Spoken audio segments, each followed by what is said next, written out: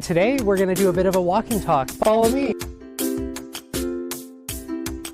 little bit about my background. I pursued a Bachelor of Science in Health Science at Mount Royal University.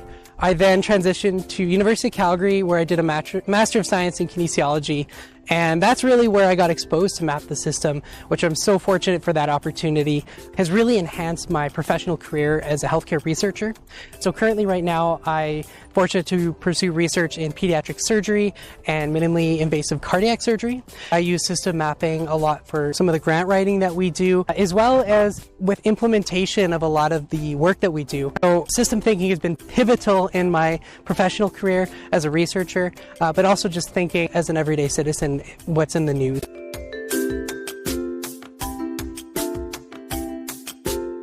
Since Map the System competition in 2023, I founded a nonprofit organization and taking a lot of the system mapping principles that I learned from Map the System Canada, from the local level all the way to the global level, focusing more on problems, less on just jumping right into a solution, understanding the implications, certain solutions, and how that merges with existing systems. Right now, the problem that we're trying to work towards is first understanding the problem in Tanzania related to cost of prosthetic devices and accessibility.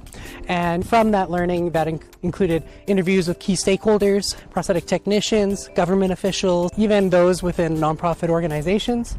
And so from those key stakeholder interviews, just like Map the System, you're able to gain really valuable insights and validate some of the problems that you perceive.